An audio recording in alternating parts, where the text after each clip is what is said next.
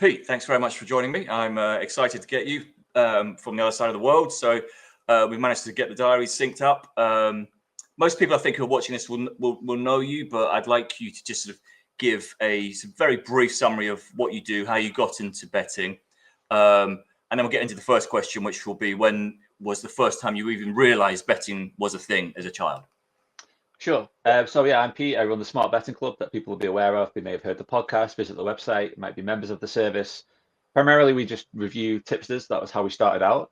But these days, we expanded into, like I say, podcasts and providing content that helps anybody who's got aspirations of making a profit betting. So whether you be just, semi-professional, just interested, through to more professionals, we work on that. And I also bet extensively, as you might imagine, running a service like that. So my business is Smart Betting Club, and then I also bet. And that provides, that's another angle of what I do. Great. I think you're probably like the perfect guest for these questions. I've sent you a sort of heads up of what we're going to go through. I think I couldn't ask for a sort of more appropriate person to talk about these things. So let's get into it. So how old were you? Do you remember when you first sort of realized that you could put your opinions down and make money from those things? Well, do you know what? Because you sent the questions through, it's interesting because you talked about people in your life that encouraged you or it inspired you into betting. I would say I had quite the opposite. I was actively discouraged from betting. My family my dad wouldn't, wasn't a bettor, wasn't a drinker, wasn't somebody that was involved in that. And I think until they saw me, what I did was as an adult, they assumed it was all linked with, the kind of people not really going anywhere in life. They'd be drinking, they'd be gambling, they'd be taking drugs, they'd be just not making anything of their lives. So it was actively discouraged because they had the wrong idea, or the idea that it was something that's not to be encouraged. So my first betting would have been through my grandma, who was Scottish, and she did the pools coupon. I don't know if you remember the pools coupon, the printed slip. And because she was Scottish, she would want me to, fill in a line of East Fife, Cowden Beef, Dumbarton, and educate me on all these Scottish teams. And so that would be my first bet, placing it through her. But I think, because she's my dad's mum, like she got away with it. But generally, I remember my dad discouraging me because I was going through race cards in the newspaper, and then it used to get a paper delivered and go for the race cards and make a selection, and then the next day look at the paper for the results and try and work out what I won and lost. But I remember being told, "Oh, don't do that. It's not something we want you to do." So what was the kernel of that idea? Was it schoolmates, or was it independently you just deciding to do it? Just me, yeah, just me. So I always played games of numbers. So I used to play a game called Alphabet Cricket, which would apply a number or a wicket to every letter in the alphabet. So literally, I would read the side of a lorry and we go, that's 20 runs. So it was always like this numerical approach. Yeah. So anything like that where numbers were involved, and there was that element of working out, your percentages and your statistical analysis of that at a very low level, it's just something that I was appealed to me straight away. Yeah, I don't know why. It's just innate. And so it was horse racing was your first bet, was it? It would have been my first bet. That was just me reading the race card and trying to work out. I couldn't actually bet, but yeah, it would have been when I got older. Yeah, I think when I was legally able to bet, it would have been definitely would have been horse racing. So on that point, you mentioned a couple of minutes ago about it sort of being associated with sort of negative traits, like bad behaviors. Like that's obviously something that anyone who bets to any sort of serious level is familiar with. We're constantly, even as adults, we're exposed to that sort of. So do you have a sort of a stock response when you say to people what you do to sort of show that you're not a reprobate? You know what I mean? I try not to tell people what I do. That's the first part of call. You try and what do you do, and I try and ask them first and play mine down. I might just say I just work in marketing or something nebulous, or an accountant. That no one's ever going to ask more questions about unless they're a fellow accountant and you're struggling. But yeah, I would just try and explain it because it's not a quite quick conversation. It's just, oh, I work in sports betting. Oh, right. And they assume you probably work for a bookmaker. And then you have to tell them, well, no, I don't.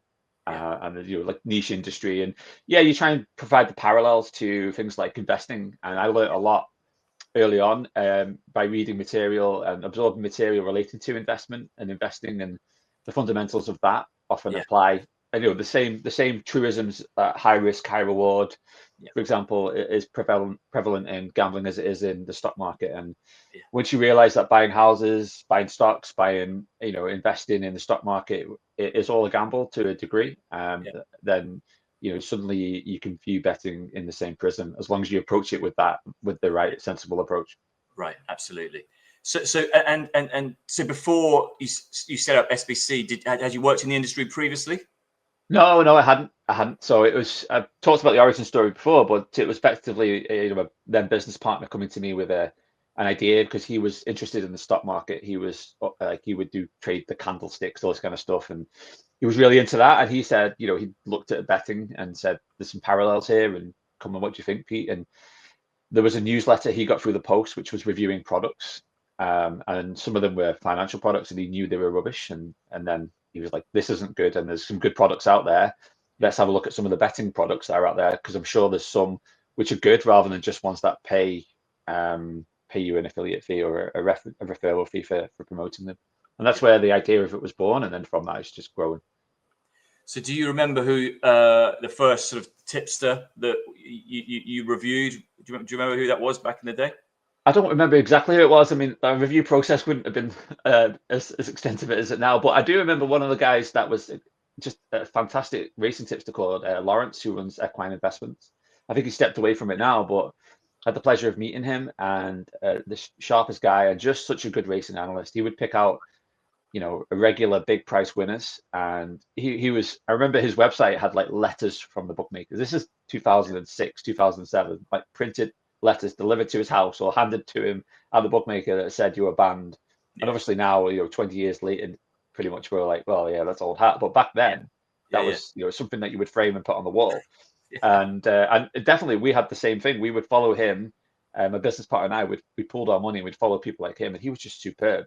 And it came around to bankroll management because we'd have a low strike rate, but his hit rate was, his ROI was about 30%. So, and you weren't getting restricted. I remember we won 5 figures off Ladbrokes on one account one year, which is just unheard of. And so what would be involved with you deciding that this is something that was worth following back then, before the analysis had got as rich as it is now? So 100 bets, a year's worth of data. Do you remember the time you thought, right, I'm going to green light this? This is a decent ROI that's repeatable. Yeah, I think we had thousands of bets at that point because they had a extensive history. Yeah, we had enough of an idea to know, small sample sizes can be misleading, and so yeah, it was definitely trying to evaluate it. The same principles were still there because we'd learned the fundamentals of what is a good investment, what is a bad investment. So from that perspective, and then we built our bankroll up. So you follow it, you make profit, you reinvest it. You talk about should you put money in from elsewhere and reinvest it. And at the time, we weren't having the issues with account restrictions, so it was really a golden time. And it was just one of those where you come across some of these people and it gives you a leg up, right? It gives you a real boost. And you couldn't repeat that right now, but without that, or without some of the tipsters like that, you would think, well, would you still be on the same path? If you'd have chosen someone else. And just I'm interested in this because it's close to my heart as well. But so, do you have a rule of thumb for if someone's saying they've got a system, minimum bets before you even consider opening like the spreadsheet to look at it? Well, yeah, you want to see it at very least a few hundred, if not more. It depends on the market, the odds, and what they're tackling, and then you're looking at things like CLV because you can gain a lot from those kind of things. But then if someone comes to me with a significant edge on the Premier League and I'm like over 1,000, 2,000 bets, I'm gonna be like, okay, what is it you're doing that is so different to the market? Like, how are you better than everybody else out there? And there's the most efficient of markets.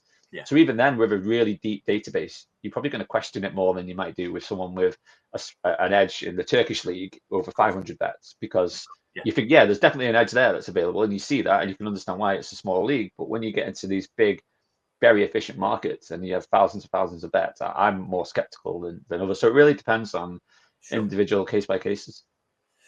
Okay, so on sort of on a personal level, and obviously back the details, but in terms of sort of where you've been your most successful, where you've been had your worst losses, how would you break that down and not giving too much away? But in terms of like which sports have been the highlights and lowlights for you? I think I've been profitable in every sport pretty much I've taken. I can't think of any sport though I've been unable to make an edge, just because I'll generally follow things where I have seen an edge, and then sometimes it takes time to manifest. But I have that patience to be in the game long enough to make it work. As long as I can get my bets on, as long as I don't have issues with moving money into accounts, has become an issue these days.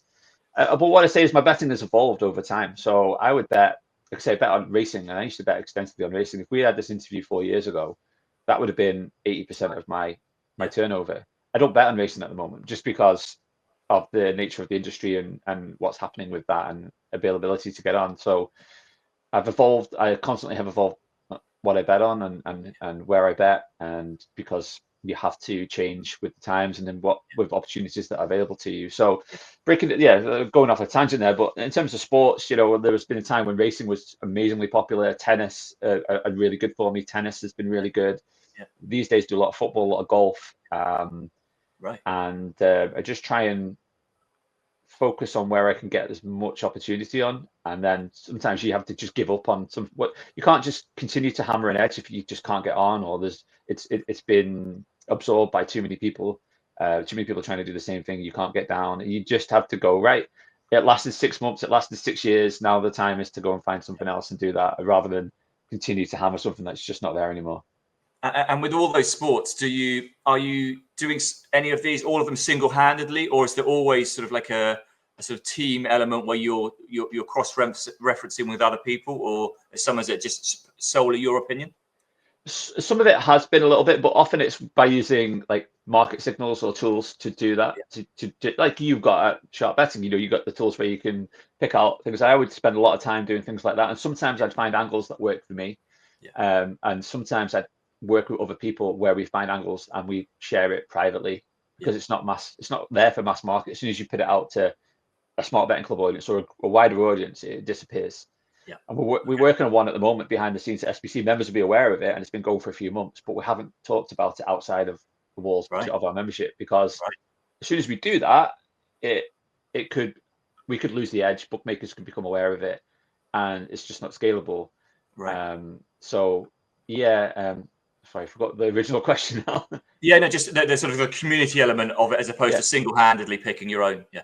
Yeah, so most of the time it's using the tools and techniques and systems or tipsters that we utilize ourselves. And generally, I really like the ones where, it's not so much, for me anyway, where it's like back this team at this price. There's an element of interpretation where I can go and use something dynamic, or even there's a threshold for a value, and then I can go and see what I can get above that value threshold. And that's generally works. And that has been in cahoots with other people. It still is. And, the part of, if you want to be good at betting and really increase your profits, I do advocate meeting, networking, connecting with other people, building that trust and sharing information, because if you can trust that person and they can trust you, to, another head to look at things and spot things or notice things, or bring things to you and vice versa, can be very powerful. I really would recommend that. It's like we said, it's the industry where there are a lot of dishonest people, and if you claim to be doing something well, people would be very suspicious of it. On Twitter, I'm often accused of what we're saying is not true, and I simply say, phone me, I'll talk to you face to face, I'll prove it, and it's literally to do that, speak to people, just say, right, I know if something sounds too good to be true, people will be skeptical, but I open my literally my DMs and say, just phone me, talk to me, tell me what your concerns are, and I'll show you how this thing works. So do you have a single sort of standout bet where you've just really pat yourself on the back and gone, yeah, I did well with that one? Yeah, I saw the question on this one, and I've got a different answer for you, because I know you're going to ask me about where the opposite applies, right? Where I had some terrible bets. I'm going to say I don't really evaluate bets based on the outcome of it. I based it on the process, and I think it's the cliche that football managers use and people in this industry use. It's about the process, believe in the process, all that kind of cliche but it is true, right? So what for me is a good bet is when not whether it wins or loses, because bad bets win and good bets lose all the time, but it's whether I have had the optimal process of getting down as much stake as I could feasibly like to get on, but not too much. And that's the other thing. If you put too much on, you're unbalanced and you're overstaking, you're overexposed. And then not just the stake, but the time of that stake. So when I got down, what the market size was, did I impact the market? Was it pre-pinnacle? What was happening on the exchanges? Where did I take that bet? They're the things that matter to me. And what differentiates between a good, for me, is reflecting on not whether it won or lost, because I might think, oh, I didn't get as much on, or wasn't optimal with the bet placement on that particular bet.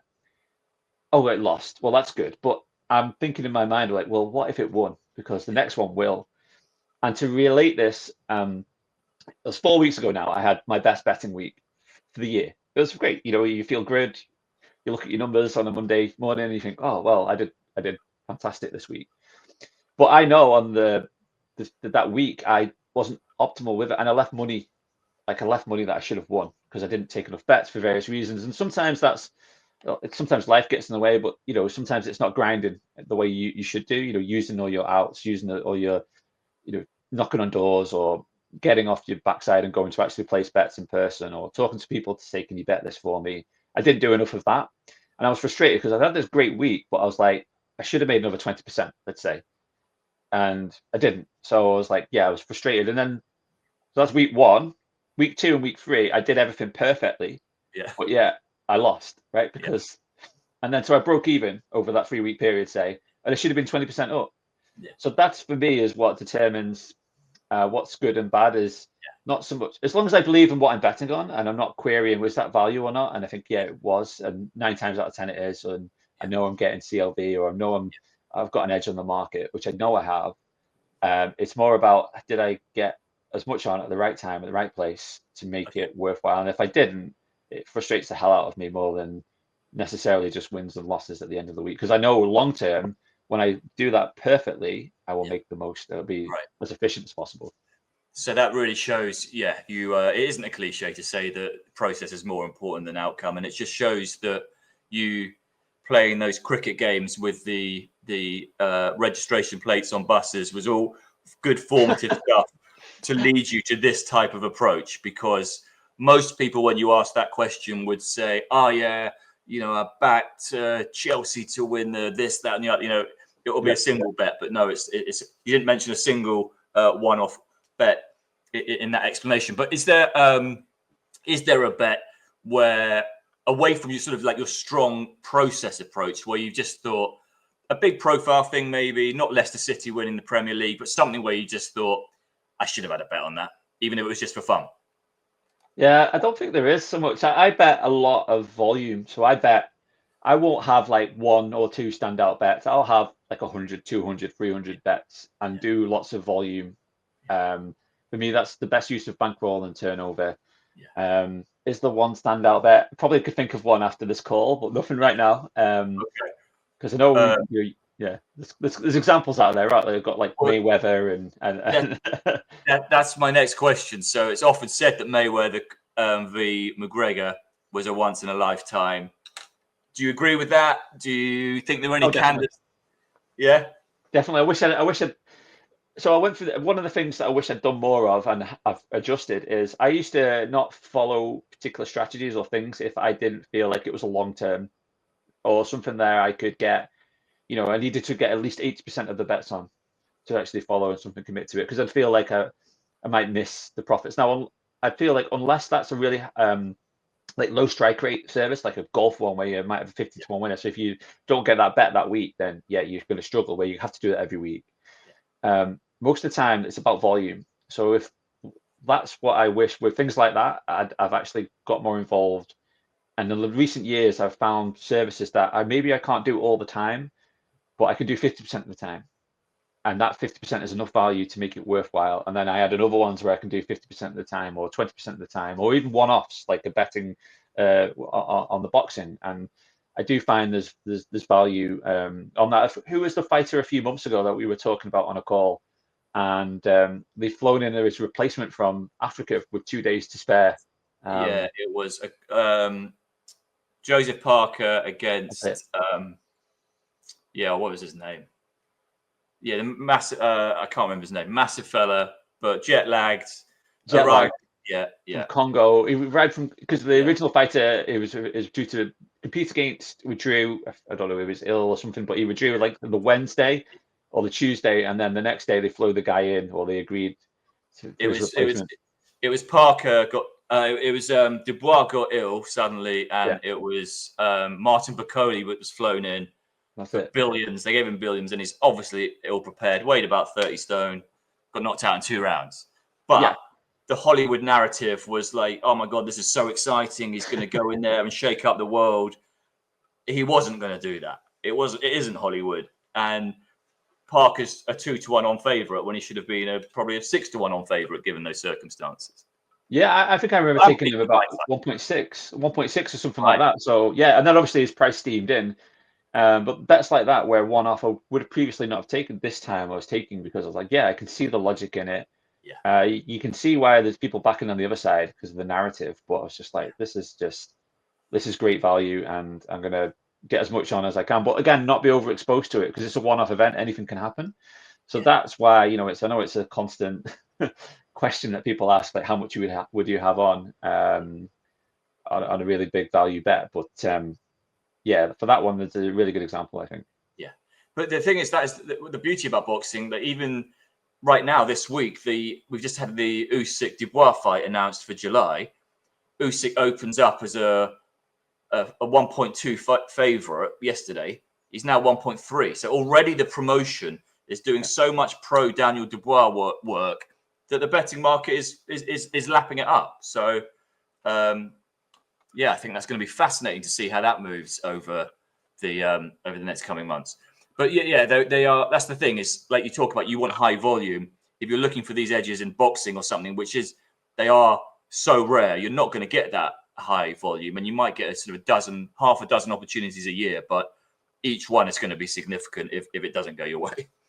Yeah, I think boxing's a great sport because you've got two-way markets, so and there's a real opportunity to take advantage. And it's definitely one of those growth sports. Look at like darts would be another one.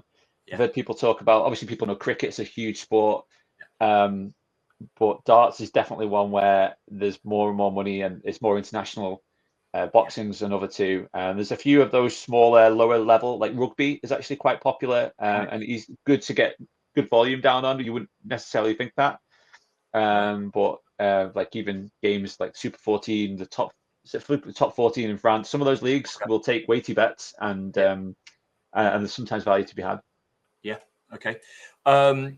Just talk to me. I saw. I think it was a tweet of yours recently. You were.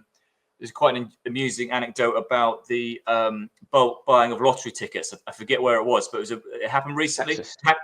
Texas. So what happened then?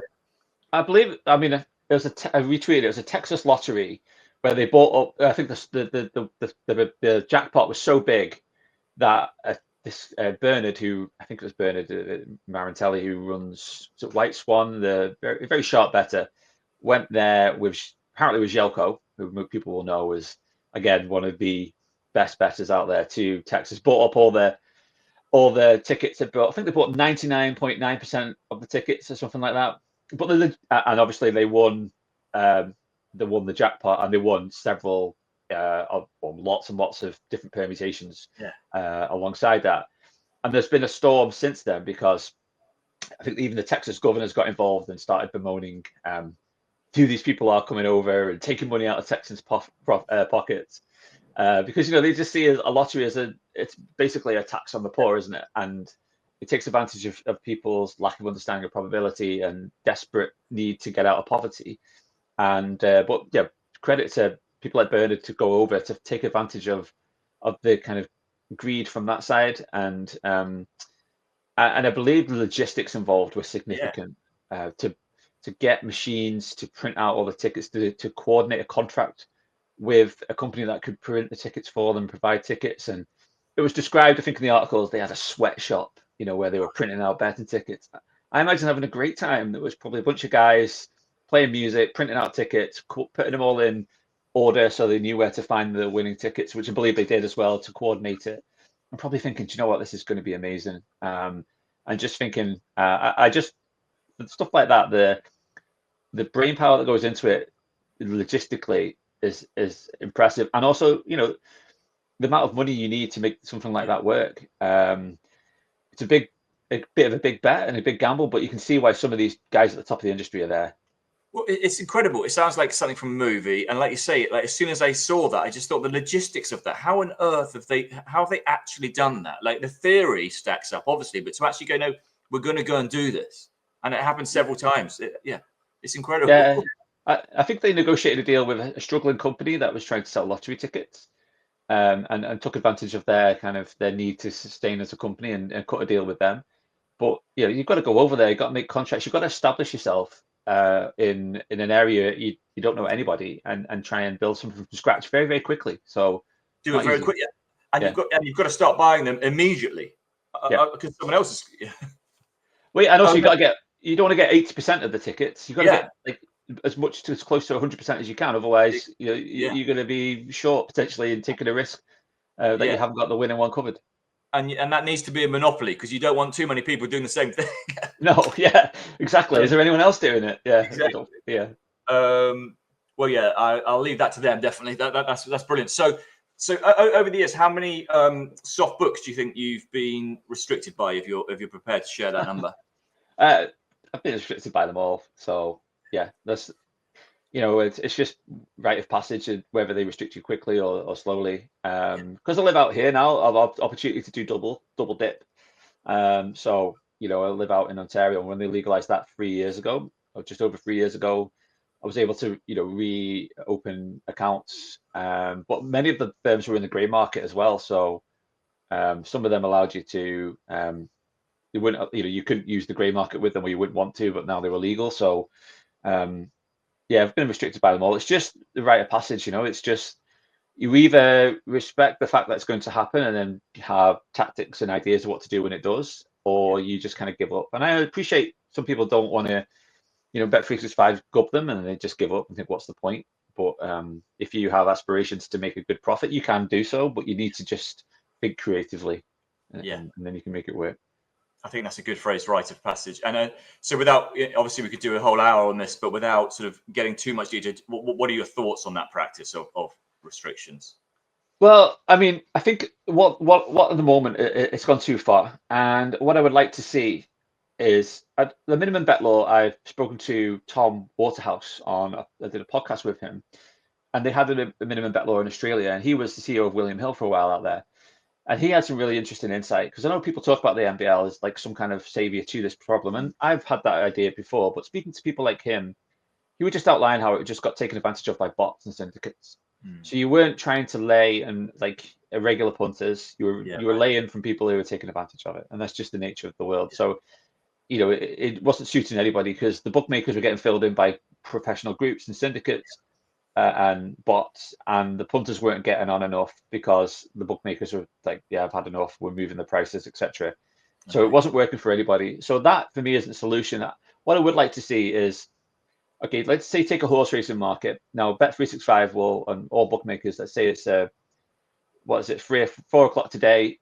Tomorrow, the racing is going up, early pricing is going up. Now, you're not going to get a Mars bar and a Twix on that right now, right? If you want to place a bet at the 7 p.m. at Southall tomorrow, you're not going to place that because there's no money. You go into Betfair, there's probably £50, and you want to put on, £100 each way on an outsider in that race with Bet365 or any bookmaker that goes to let you, and fair enough. But what about with those limits as you get closer to the race? Can they not be increased? So, you get to the show on a race in the last 5, 10 minutes, you go on Betfair, you see hundreds of thousands of pounds being traded. Well, what's to stop the bookmaker taking some action at that point from someone like you and I?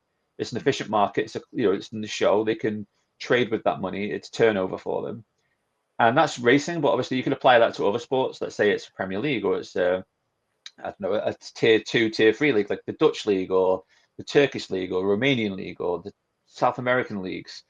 And yeah, you can't get it on 2 days before the game, but maybe 6 hours before it increases. The limits increase because Pinnacle's limits have increased. There's more money in the market. Maybe the edge that people would have of information or motivation or injuries that maybe local people have that Yeah, gives them an advantage has been fed into the market. It's been absorbed, so the pricing is closer. But there could still be edges there to have, even at yeah, smaller ROIs. And I just don't see why, especially with the tech these days, that they can't go, yeah, you're restricted to whatever 1%.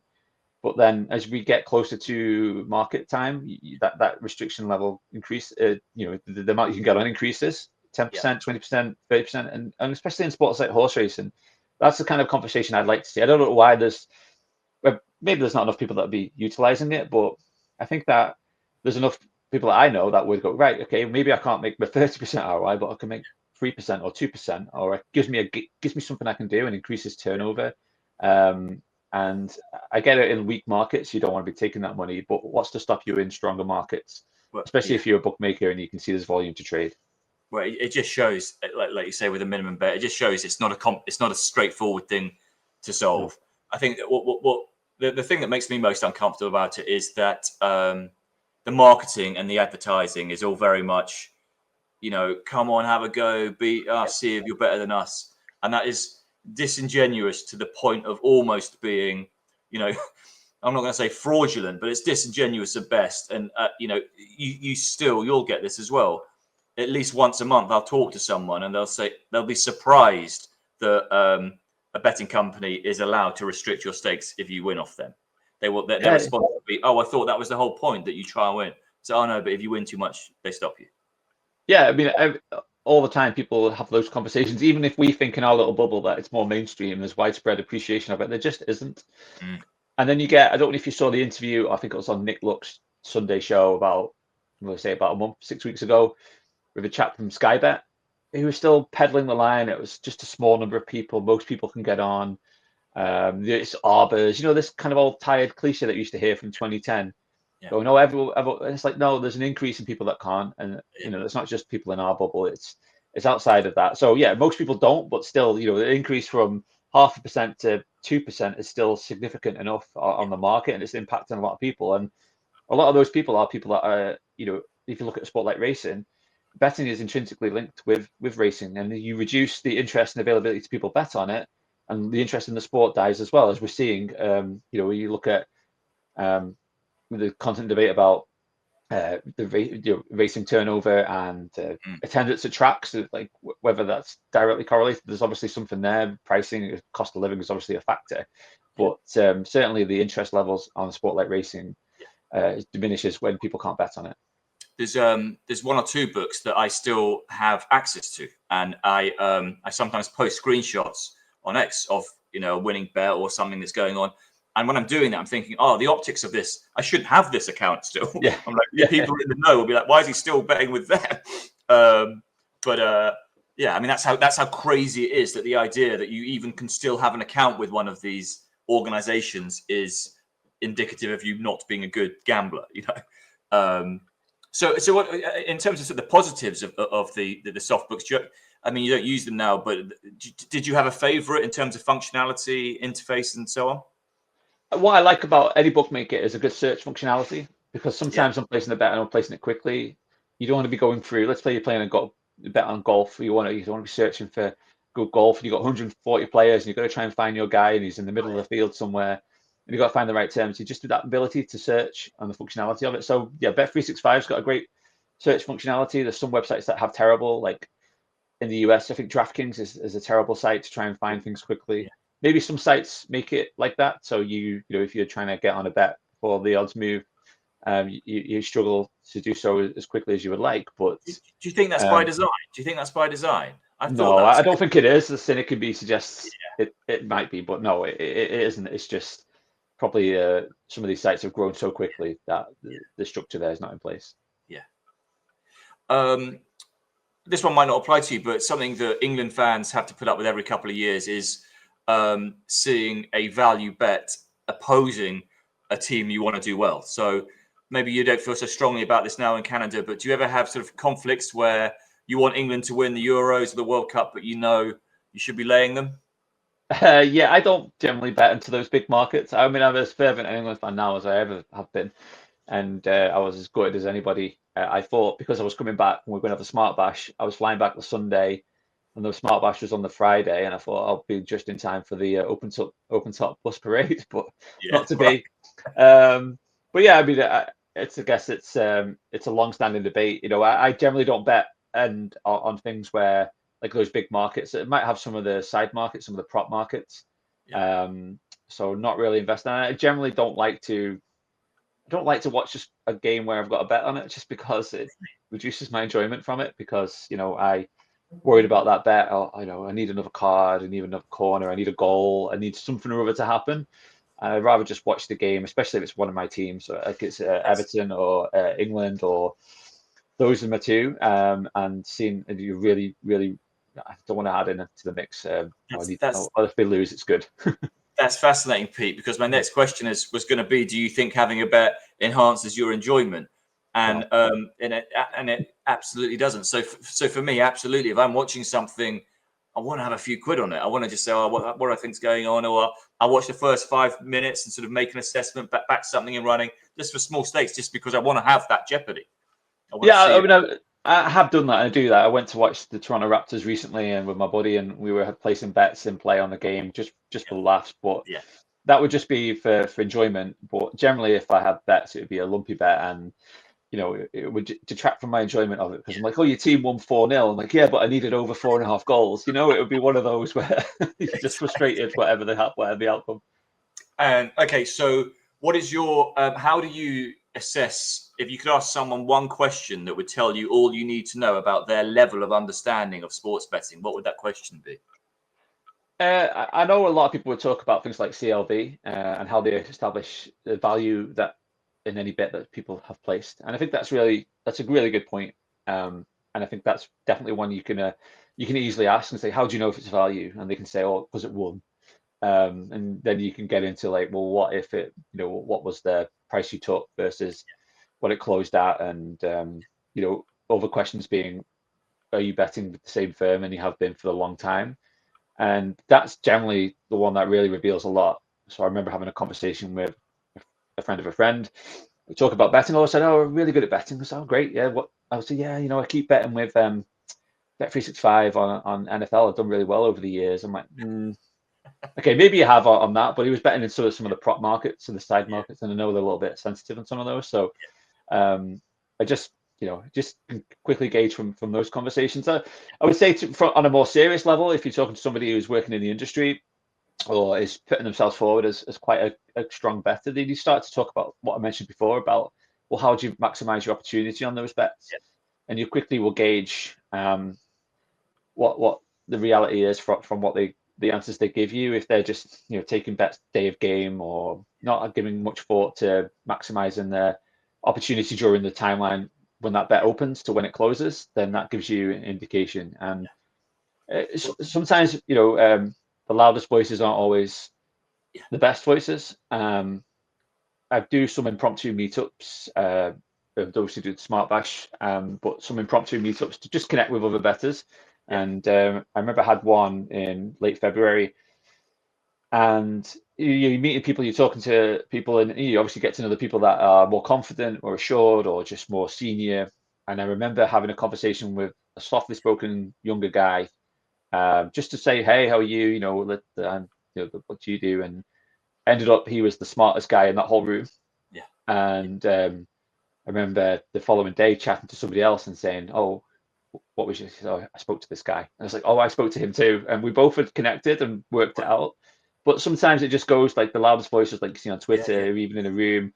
It's not always the most potent. And you want to talk about betting, you go and talk to the people that may be a little bit more softly spoken, not as brash, not as out there. And you look at people like Zelko, and he's renowned for not courting publicity. He doesn't go on podcasts. He doesn't have pictures of him. He'll turn up to events and nobody will know he's there. And I've heard of that on several occasions where he's just mingling around, and people don't realize that they have this, amazing gambler in their presence. But he's not there to try and,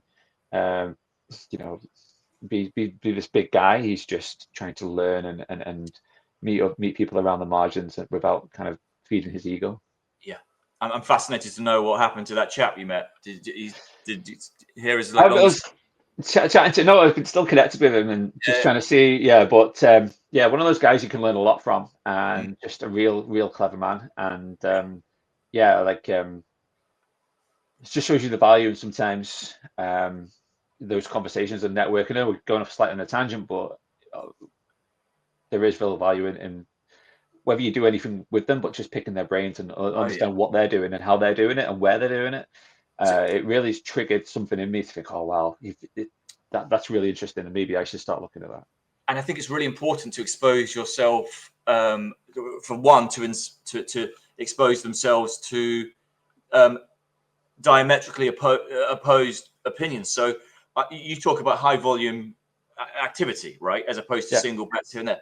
I had a conversation on X the other day with somebody. So what I do with David's Daily is around 100 to 200 bets per month. Okay, very manageable amount of bets. Somebody said nobody would have the time to place 100 to 200 bets a month. I was like, oh wow, okay, right. So someone's coming from that point of view where they think it's impossible to place that many bets when many people do that many bets in an hour, let alone a month. So I was just like, oh, okay, interesting. Like, where's this coming from? And something that you think would be something you'd never hear. Yep, that's their opinion. Okay, let's hear it. Yeah, you can appreciate that. People might not be able to place that physically. They might not be able to have the time to do it. They might not want to have they don't have the bankroll to do it to the stakes they want. Some people like to bet large and small, large amounts on a small number of bets. And there's many different ways to chop it up. And it's always good to find people who have a different opinion to you. And if it's working for them, that's great. And it just gives you another idea. I think, well, I could always pivot to try and do this if it's more suitable.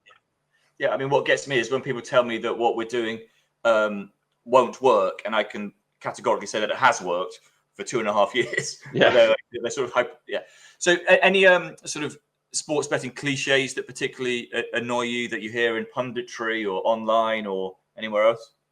Oh, you got me on the spot. There's sports betting cliches. I guess there's a lot of people that don't like listening to the commentary, and I'm one of those.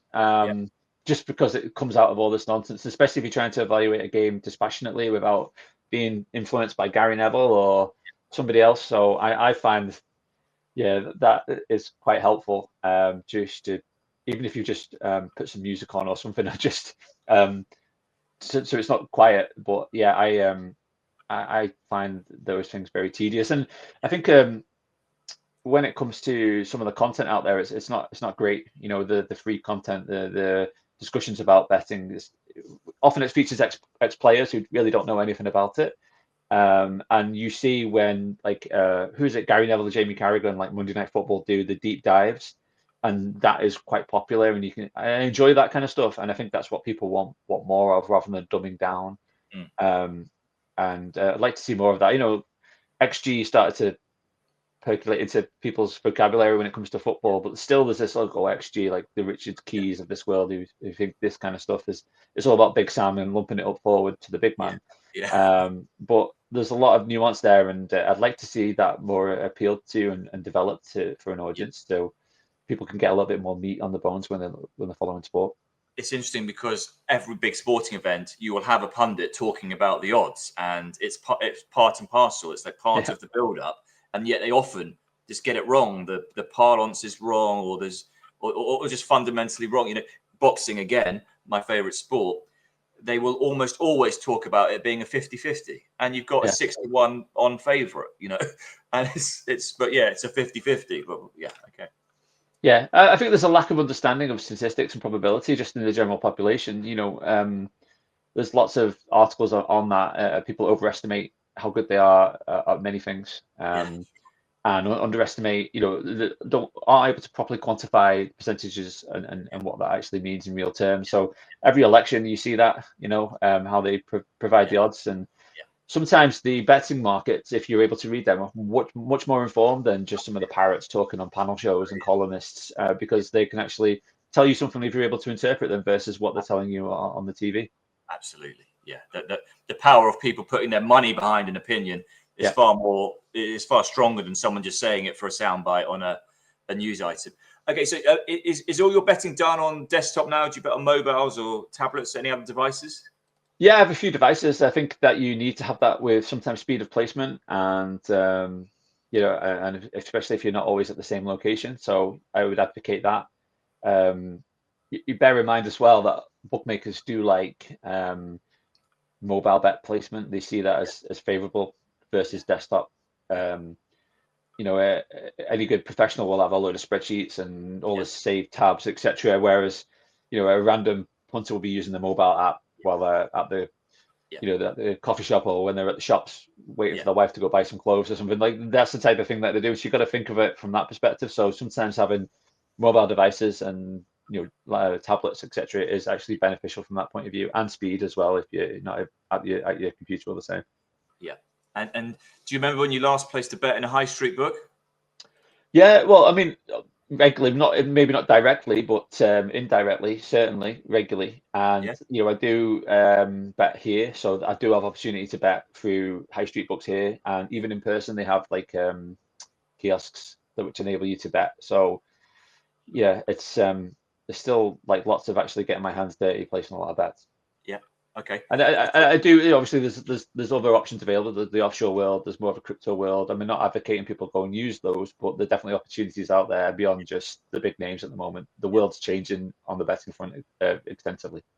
And you talked at the beginning about the sort of parallels with stock market investing. You mentioned crypto now. So are there any other sort of things that you've got heavily involved with in terms of like poker, online or real life, blackjack, stock market, any other sort of investment vehicles that you've got heavily involved in? Not really on that front. I'm not particularly great at any of those casino kind of pokers and blackjacks. So I do a little bit, but never really got involved in it during the heyday, especially with things like poker. Yeah. But yeah, like the crypto side of it is interesting. I mean, I'm not like crypto bro or somebody that is evangelical about it. I just see that its usefulness. When some of the smartest guys in the room are talking about it and using it and heavily involved in it, you sit up and take notice. And I've met some people I really respect who are heavily involved and heavily invested, not just in terms of, buying apes or that kind of stuff, but obviously crypto as a currency and trading it. Yeah. But I can see that its appeal in an era of banks being slow, and an era of high fees. I've loaded up some funds into a PayPal account from my bank. It took 5 days for that money to hit. 5 days for that. And if I wanted to send crypto, it would take me maybe 5 seconds, Yeah. and there would be no fees. So 5 days, and you look at those friction points, Yeah. and that's before you get into some of the other issues that sometimes you face when betting, and you can just see the appeal of these kind of things. So yeah, I'm not here to tell people to go and use it or to go and somebody use those books. It's just you can see that it's changing the world, and it's not just going to be betting. It's going to change many different aspects of it because it allows people quicker and lower fee access to funds and to move money, especially in an international world. Because that's 5 days with PayPal, but sending money abroad again. I'm waiting to receive an invoice, and it's been 7 days because it's coming internationally, and it's just. Well, if we're in 2025, why is it taking so long? Or why are you charging me 2% to receive it? Like, that is ridiculous. So I think that's one area I'm very interested in seeing how it develops, especially with the current administration in the White House. Yeah, absolutely. Okay. So what piece of advice would you give yourself if you could go back to your sort of formative years where you're just starting to sort of have a look at the horses? It would be bet more, bet small, rather than bet big and bet infrequently or less frequently. I think as well, one of the points I made earlier would be that I would turn my nose up at things whereby it would be I wouldn't be able to follow it all the time. Yeah. With the exceptions of some like high risk stuff. I think that as long as you can get enough volume down in the turnover, then it's very valuable to follow, and don't just rule something out just because you're maybe not confident you can follow that 7 days a week. If I can give you an example, there's a really good dart service called Head to Head Darts. It's by Christian, who runs the Betting is Cool set, which is a really good, he's got a suite of really good products. And he puts up benchmarks darts players, so head to head darts players, one player against another, and he gives you benchmark prices against Bet365. And in his eyes, and his record, if it's over a 10% value threshold with Bet365, it's a bet, and it's logged as a bet. But Bet365 doesn't always have the best darts odds, and darts market you can get good bets on. There's real good opportunities to get those on without. There's not a load of people following it, so it's one of those where I can pick and choose when I get into that market, because maybe I can't do it on a Tuesday, but I can do it on the Wednesday. And there's 5 bets there that I found that nobody else has really found because it's benchmarked to get bet. But debates Bet365, I'm not betting with them. I'm betting elsewhere, and I can still get really good value prices. So that for me is just something. Maybe I can't do it every day, but I can do it often enough. And it's it's a two-way market, so it's not going to be extreme odds, and I could just increase my volumes. Things like that is what I would advocate. Should have done more of, because the other thing as well is not talked about is utilizing your bankroll. Let's say you got 100 grand in your bankroll, and you're only using 10,000 at any given point in time, or 20,000. You're leaving 80, 90,000 there. That's that should be churning through. So you're missing out on that money, and it's finding ways that you can maximize that bankroll to use that 100 every week. And even if you're doing 100,000 bets, or you're doing £1,000 bets, or you're doing $1,100 bets or pound bets, then the risk is going to be low that you're going to blow the whole bankroll, and it'll help you generate. If you're hitting 5%, you're going to hit that 5% more often, more regularly, and your bankroll growth is going to increase. So that's what I would recommend people do, or what I would do if I could go back and realign it. It's quite a strong mindset thing that I'm very familiar with, emptying my balances just to get the turnover, just complete. I want to turn over everything I've got. And then you just, right now, my balances are zeroed out. And then 24 hours later, you just hit that refresh button. You're like, right, what have we got? Yeah, exactly. It's a way to be. It's especially in an era of getting money in and out of accounts, being tricky with limits, etc. That's the way you want to do it. And obviously, you want to make sure you're not betting on things just for the sake of it. You want to make sure you're betting with things with an edge. But don't leave that money in there if you have an edge to go and hit and you have the time. Go and utilize it. And don't be fearful of doing small sums and doing lots of bets at small sums. That's probably going to really reduce your volatility and not really have a dramatic impact on your return. Yeah, great. Okay. What is the what's been your favorite innovation in sort of this online sports betting in the last decade? Well, I think most people agree there's not a huge amount of innovation in sports betting. Hasn't been. It's quite a stale kind of industry from that perspective. What I do like is some of the stats betting that we're seeing now, and you can see, obviously I saw a bookmaker yesterday. I was looking at, they were offering lines on XG, on a football game, but they were beyond that. They were offering like assists, tackles, fouls, goals, shots on target, shots in general. Lots of quite granular markets in a football game. And I think some of those are really interesting because I think, if you think you've got 22 players and then you've got 7 subs each side, so you've got 36 players that could be involved in a game, and you've got however many games, just there's so much data there. And so with all of that data, there's more opportunity for people who are shrewd to find value. And what I like about some of these markets are, as long as you're not doing like Turkish third division, which is going to stand out because no one else is doing that, but you can find value in some top tier leagues, especially. That's kind of action that will slide in under the radar a lot of the time with traders. And even more so if you look at the innovation that I do like, which aligns with that, is bet builders. Single game parlays, SGPs as they're often called as well, where you're placing, like in the same game, you're placing placing bets on the same game. So like one player to have one shot plus that player to have 2 tackles, that kind of thing, and then you can build them up.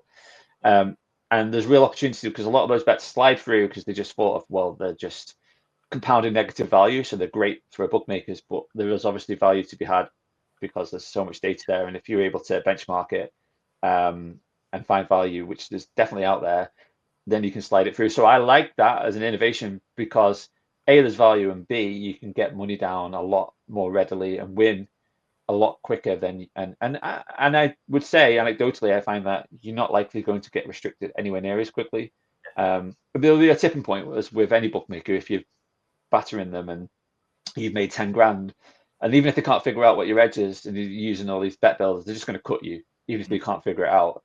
But better to have it than that than going, oh, he's taking each way value on the horses, which is blatantly obvious what he's doing. We're going to cut him really early before he's made that profit. Okay, and so is anything that, apart from the inadequate search functionality, anything else that you think the soft books would really benefit from? Well, I think that it would go back to what I was saying about some of the limits, and maybe putting some increasing the limits on some of the popular sports where they're wary about taking stuff early and getting filled in, like a horse racing or even greyhound racing. I think that to me would be quite interesting, and you can see a bookmaker doing that.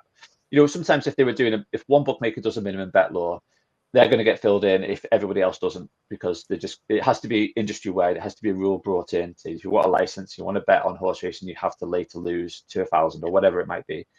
But what's to stop a bookmaker who likes turnover taking on more money closer to the race versus what they had earlier? Now they'll have to be more transparent and say, yes, we do restrict punters, and if you want to bet at 7 p.m. the night before, we're going to limit you to a fraction of what you can get on 10 minutes before the race, and that will change throughout the day. And I would love to see that, like a more mature debate amongst soft bookmakers, which would allow more money to go into the market, which inevitably, if you are able to trade properly, should end up being profitable for you.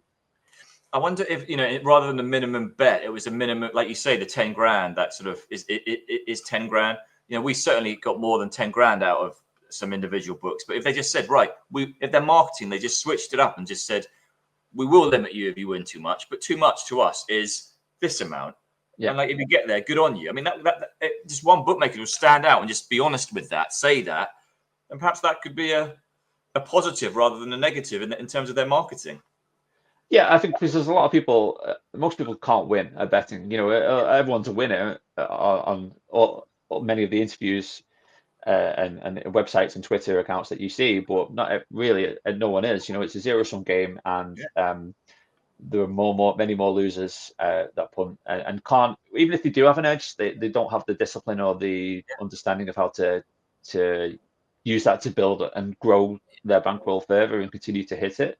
They get lucky and then they're unable to, or they do use a strategy and then they give it back. And I think that bookmakers would be able to do that in the right markets and not, lose substantial sums of money to sharp guys like us, because we are the exception rather than the rule. Yeah, for sure. So since you mentioned sharp betting, I know you're familiar with my website, sharpbetting.co.uk. So if I could put you on the spot and say, is there anything that you've enjoyed the most out of that site since we've been live for a year? Well, obviously I like what you're doing with that and, how you can find value through it. And, but I do like the clarity that you provide and the information you provide. I was watching a video from last week where you were talking about placing bets on the exchange. And I really like that educational side of it from yourself and how you provide quick fire, regular answers to pain points that people have or queries that people have, and providing. And so I think there needs to be more of, like, you talked about, you will pick up the phone, answer your DMs, you were transparent. And I think there needs to be more of that, and see sites go on the front foot and say, look, and also be honest and say, look, you're going to get restricted. It's not gonna, it's part of the deal of betting, and we're not going to hide from it, and we're going to provide you information of how you can utilize it. So I think that, aside from obviously the finding the value and how that works, I think that's what I think is really good. Great, brilliant. What about any sort of standout betting? I know betting in movies is often done quite badly, but are there any betting movies or books or other podcasts that you would recommend? Yeah, so I do listen to a lot of podcasts. Obviously, I do my own little quick plug for the Smart Betting Club podcast, and but I also listen to quite a lot, and there's a lot of good podcasts out there. Now, I don't listen to every episode of every show. I often pick out the ones I do like. So, if I could, I think some of the guys on Circles Off with Rob Pizzola have been superb. I think Mark Hill was one recently, who's a trader for Melco. I thought it was superb. Yep. And then they had, I think it was Matt Metcalf, who used to be a trader at Circa. I thought they were really, really insightful interviews. Okay. And there was one on In Play Live recently with Joseph Buchdahl, who you'll be familiar with, the author, and he was excellent. And they have had other good shows as well on there. The Risk of Ruin podcast is very good. I think they've stopped for a period now. They did a lot of content which paralleled sports betting with the financial side of it, which was really in depth. And I think Michael Lewis is the author of, did he do The Big Short, the movie? Okay. He did a podcast series, which is really good, more of a examination of the betting industry. And I thought there was obviously excellent production levels on that one, and that was very good. So there are some really good betting podcasts out there. If you, I actually enjoyed the AK podcast. I don't really listen to the racing content, but last week they did a bit on Dylan Phelan, the punter who won 300,000 with, and they did like 40 minutes, and that kind of content is really good because they bet and they've got the legal side of it, and I like their content. So yeah, I generally pick and choose what I listen to on that front, and some of that stuff's really good. But books, there's some. If I could advocate anything, there'd be a few books that I read in my early days when I was learning a lot about it, and a lot of them were financial. So one that I really liked is called New Market Wizards. Not New Market the town, but New Market Wizards. And I think there's been an update to it by a guy called Jack Schwager, which was really influential in my thinking early on. And very good and brought, the fundamentals of investment and betting kind of worked in that.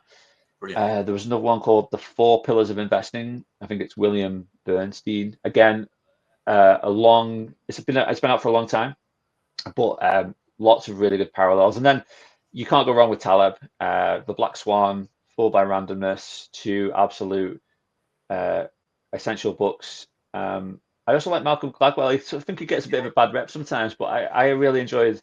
I know everyone hears about his 10,000 hours, but which is a really good point. But there's some other really good ideas in there, and it's just you can see like the way he thinks about things. Yeah. I think it can turn things on its head for you if you start to go, oh, how did he think of that? And sometimes when you're betting, that's what you want. You want that kind of quick, inquisitive mindset, and to provide the stats that challenge or back up a theory. So yeah, some really good authors there. Brilliant, Pete. Yeah, a really good list. Hopefully those will be useful for people. Okay, so the final question before I let you just summarize any sort of sites that you want to refer us to, but if I were to offer you 5-1 about the toss, and I know you've done this before, but I still want to hear your answer myself. 5-1 about the toss of a fair coin, and you're allowed one bet. How much would you transfer to me immediately, even if it arrives in 5 days? Can I charge your transaction fee as well? Exactly. 5-1. I don't know. I wouldn't want to go bust. I think you only hear about the winners that didn't go bust, right? You don't hear about the guys that did as much. So yeah, I wouldn't. I'd just put, I don't know, 20% of my bankroll, something like that. Yeah. Nice. Yeah. And yeah, because you probably regret it, whatever. If it, Exactly. I don't know. 20%, something like that. Yeah, I wouldn't want to go bust. That's the thing. I want to stay in the game. I want that longevity. I know I listen to Trent Hale and he talks about the best way to make money is to really go risky. And I can appreciate that. But also, I want to stay in the game. I want to make as much as I can, like some good steady money. And okay, yeah, you can put everything on red or everything on black and make a fortune. But if you're out of the game, you're going to be out of the game a long time. I think that answer's brilliant, and it sums up your sort of analytical process to it. That whatever you would do, you'd end up regretting. That is, it would be you'd either, So you either won and you wish you bet more, or you've done your 20%. Yeah. So brilliant. All right, Pete, that's great. We've done exactly an hour. What about so just anything else you want to wrap up? I always want my guest to have the final word. Yeah, so we've obviously done a review of your site, David's Daily, and we'll be doing more content on that because there's a lot of really good stuff there. So Josh and I have put that together and a really good review. So if people are interested in learning more about what we do, that's a really good starting point to showcase like the analytical approach that we take. There is a discount as well for Smart Betting Club members who want to join you, and it's just one of many services that we evaluate and monitor and review. So, for people that are interested in sharp betting or making a profit, and especially if they want to, whether they want to use curated services like you provide, where you're putting forward 100 to 200 bets a month, or they want to place 100 to 200 bets a day using the dynamic tools that are available to you. There's more and more of those out there right now beyond just here's a bet at this price, this tip. And there's just real good opportunity to make a profit, whether it be on football, boxing, racing, golf, tennis, darts, cricket. There's lots of sports out there that provide that opportunity, and so it's also international. Yeah, that's the other appealing thing right now. Started out as a UK centered one. We're trying to do more, and we are doing more international because your Bet365 is everywhere. Although they've left China now finally, but they're everywhere.